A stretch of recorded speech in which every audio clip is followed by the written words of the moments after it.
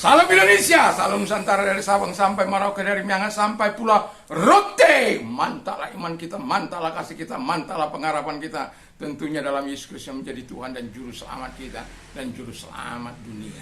Jangan katakan bahwa Yesus itu bukan Tuhan, jangan katakan pula bahwa Yesus itu bukan Juru Selamat. Di luar sana, di medsos ada banyak orang mengatakan, sejak kapan Yesus itu diangkat jadi Tuhan? Tapi dia bukan diangkat oleh siapa-siapa. Memang dia adalah Tuhan, dia adalah Juru Selamat kita.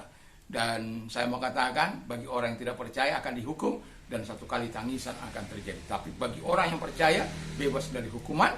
Karena apa? Yang Alkitab katakan, barang siapa percaya kepadanya akan diselamatkan dan tidak akan pernah dipermalukan.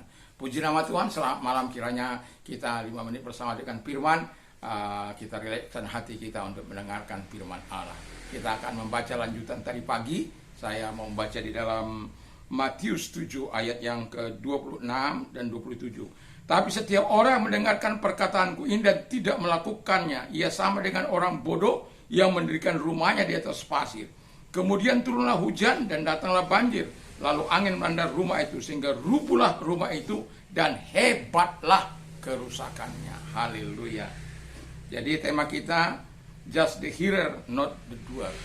Ya.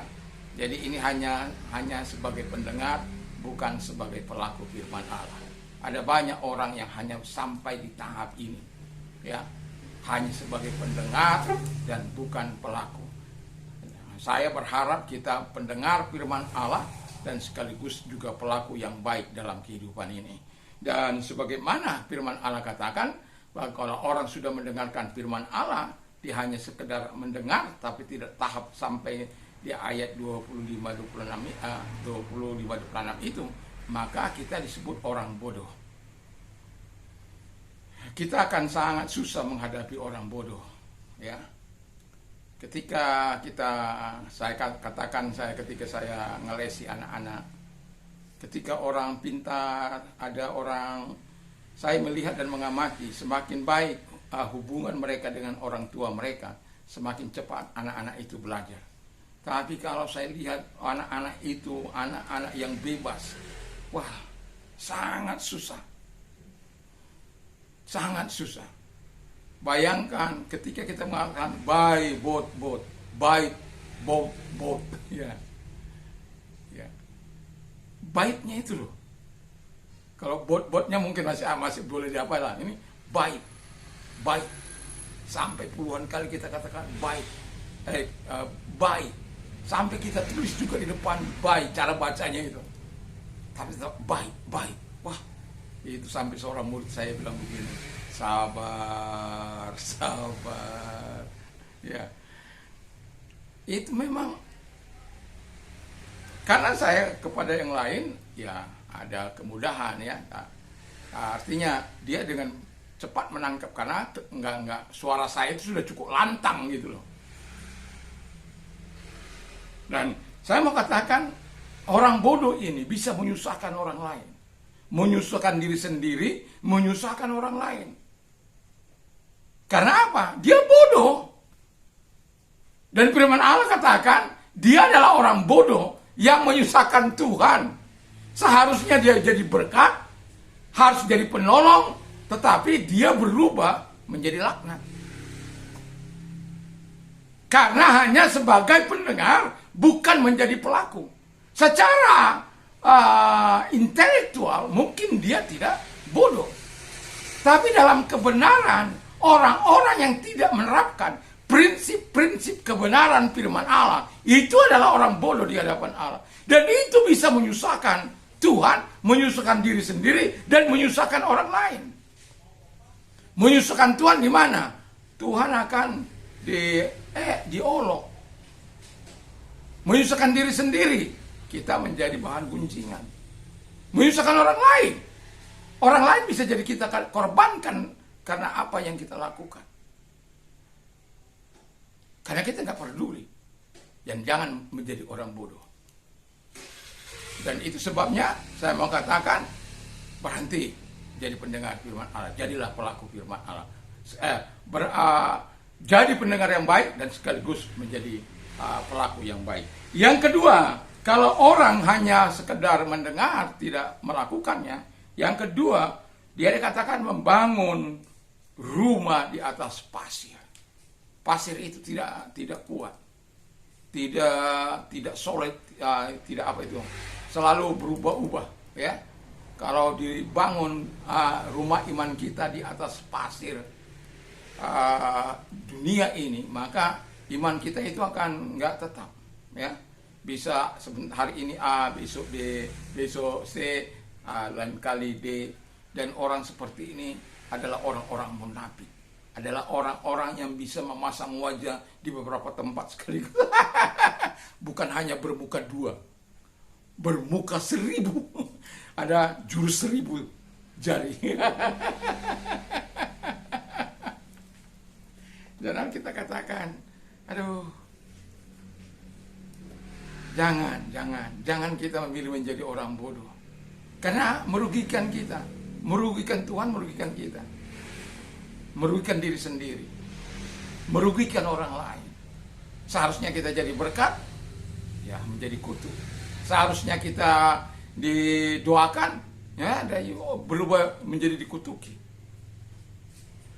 Dan yang ketiga kata firman Allah, sama juga. Ini sebenarnya kebalikan dari menjadi pendengar yang baik dan menjadi pelaku yang baik sekaligus. Sama, mereka mengalami ujian, tapi beda hasil.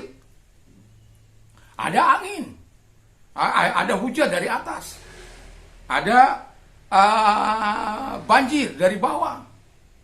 Angin melanda rumah itu, bisa dari atas, bisa dari tengah, bisa dari segala arah. Yang akhirnya kita katakan merusakkan rumah tersebut. Itu sebabnya Mazmur 19 ayat yang 105 dikatakan, Your word is a lamp to my feet and a light for my faith. Jadi firman-Mu adalah pelita bagi kakiku. Kakiku itu ada di bawah, nggak ada di atas kaki, terkecuali dinaikkan ke atas. Tapi untuk selalu berjalan itu kaki. Dan Alkitab mengatakan dengan jelas bahwa pelita bagi jalan kecilku. Ya, haleluya. Atau terang menjadi terang pada jalan kecilku, itu faith. Alkitab katakan, masuklah melalui jalan yang sempit itu, karena itu menuju kepada kehidupan. Tapi kalau kita sudah tidak berada di dalam apa yang diharapkan oleh Tuhan, kita akan hantam krom. Mau rugi kah, mau merugikan orang lain kah, tidak akan. Karena firman Allah katakan pada hasil terakhirnya dikatakan oleh firman Allah, rumah itu roboh. Rumah iman kita hancur. Apa yang kita bangun menjadi sia-sia dan membawa kerugian dan kerusakan yang hebat. Bukan hanya bagi dirimu, bagi keluargamu, bagi orang-orang yang kau kasihi. Yang satu kali kelak, bayangkan, seorang suami sudah melakukan apa yang jahat, menjadi penyebar narkoba. Ketika di penjara, istri yang masih dipaksa untuk cari duit, mengurus anak-anak dan lain sebagainya. Saya mau katakan kepada kita, itu adalah orang-orang yang rusak, adalah orang-orang yang bodoh. Saya katakan dengan jelas, sudah training dia, tidak usah datang. Sudah datang, harus ada dapat bawa duit. Dari mana? Saya bilang dia akan menjadi banda. Nah, di penjara juga saya dapat duit, nanti istri saya marah-marah, pasti dia kasih. Wah,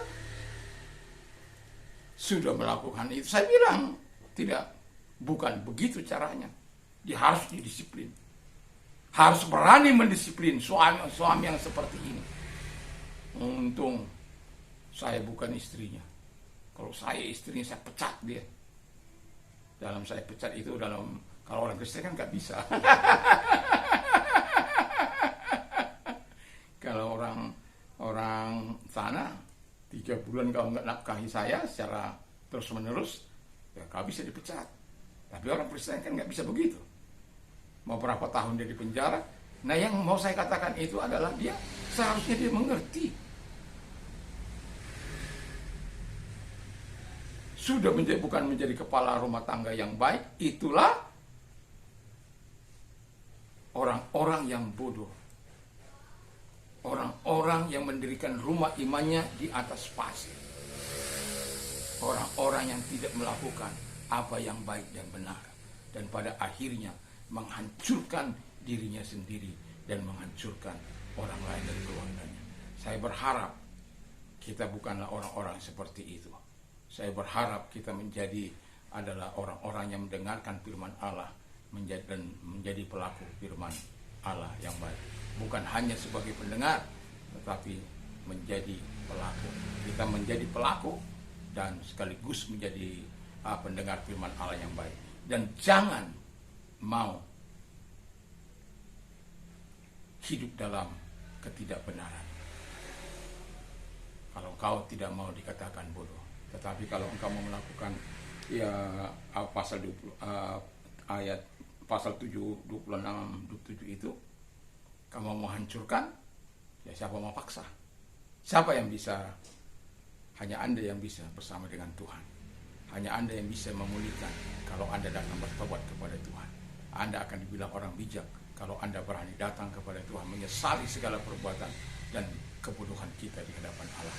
Mari kita tundukkan kita. Terima kasih Tuhan, kami mau menjadi orang-orang yang bijak, bukan orang yang bodoh. Di dalam nama Tuhan Yesus kami bersyukur dan berdoa. Haleluya. Amin. Mantap, mantap, mantap. Tuhan Yesus memberkati kita. Amin.